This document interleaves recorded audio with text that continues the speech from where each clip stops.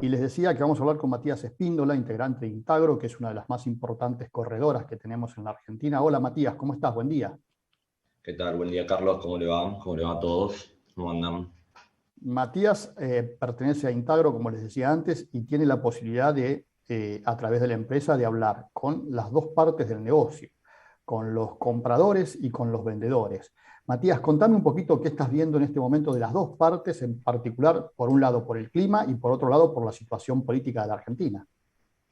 Bueno, por el lado del clima, obviamente la situación conocida o de lo que venimos hablando últimamente y a todos nos tiene un poco, no sé si preocupado, pero sí atentos, muy atentos. Hay una cierta retracción en las ventas. Yo creo que por más de varios motivos, sobre todo en lo que es mercado forward, porque obviamente hay una incertidumbre en cuanto a producción.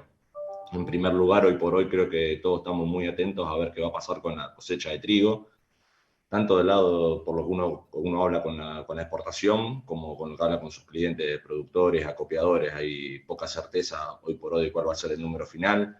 Las últimas noticias no fueron buenas porque el clima no ayudó en cuanto a registros de agua, y lo mismo con las heladas, así que un poco está la incertidumbre por el lado del mercado de trigo.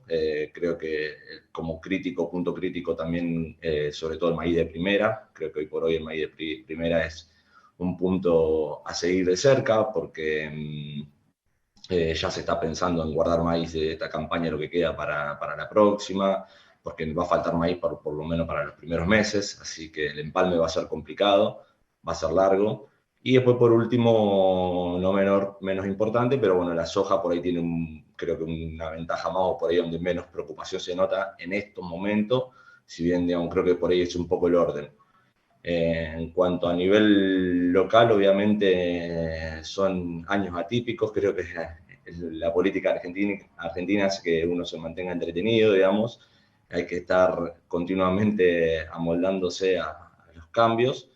El productor entiendo que trata de no sobrevenderse, porque hay muchos factores, del exceso de peso, de no saber cómo volcar los pesos, hasta también, bueno, la volatilidad del mercado que se dio este último año, también por no solamente lo que es local, sino por lo que es a nivel internacional. Pero bueno, veremos a ver cómo se da este último tramo del año y principio hasta el empalme de la cosecha, porque venimos de un septiembre atípico. Así que bueno, pocos atentos a eso, pero sobre todo el clima hoy por hoy nos tiene más atentos a todo. Matías, se comentó en estos últimos días, en estas últimas semanas, a partir de la preocupación que hay precisamente por el clima y su impacto en la cosecha de trigo, que algunos productores estaban tratando de ver cómo anulaban ventas que habían hecho forward. ¿Eso es real?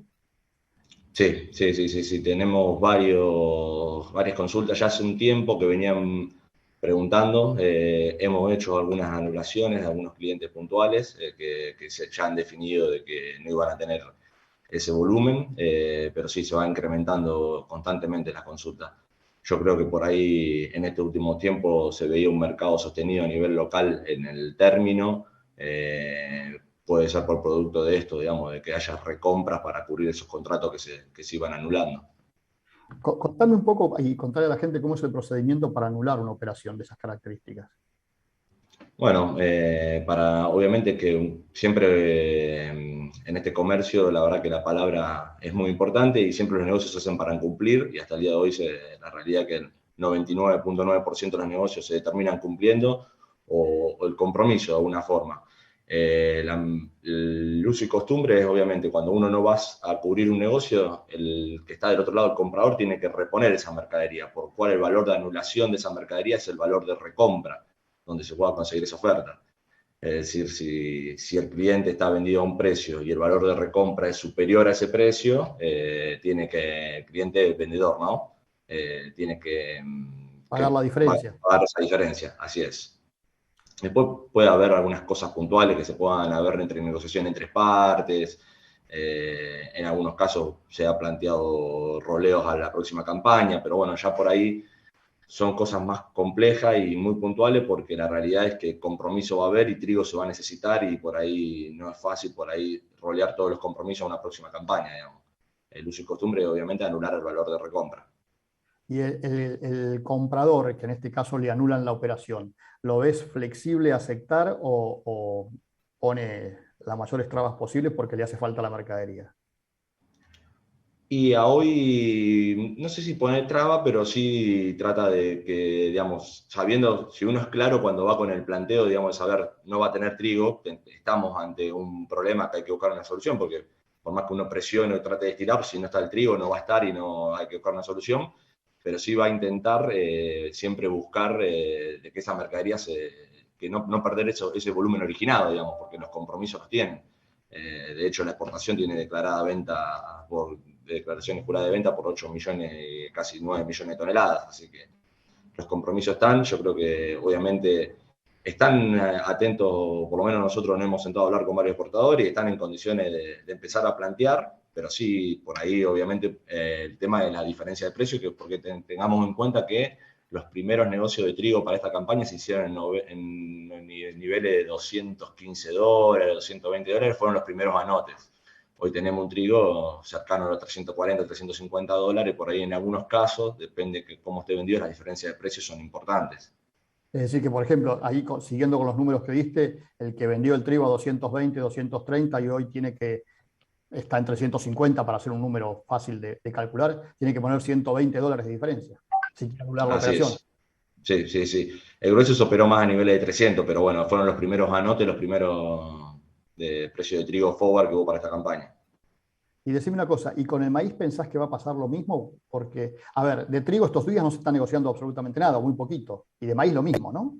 De maíz me Claro. refiero a cosecha nueva. Sí, yo creo que cosecha nueva de maíz puede haber planteo de anulación y eso, pero es menos el volumen comercializado y la cosecha es más grande. Sí, obviamente va a faltar y creo que en los últimos años se da que el maíz de primera, hasta que entra el maíz de segunda, siempre tenés esos momentos de falta de mercadería, porque cuando están las condiciones para cosechar soja, el productor se vuelca a la soja a cosechar, así el maíz no le baja la humedad, no lo cosecha, y tenés esos momentos en los que entra el nerviosismo del mercado porque falta maíz, hay compromiso, hay barcos, y creo que esto puede ser este año, que es el próximo año, el 2023, el maíz de primera, puede incrementarse ese nerviosismo porque va a faltar mercadería, pero es mucho menos el volumen por el que entra vendido y una cosecha por ahí mayor.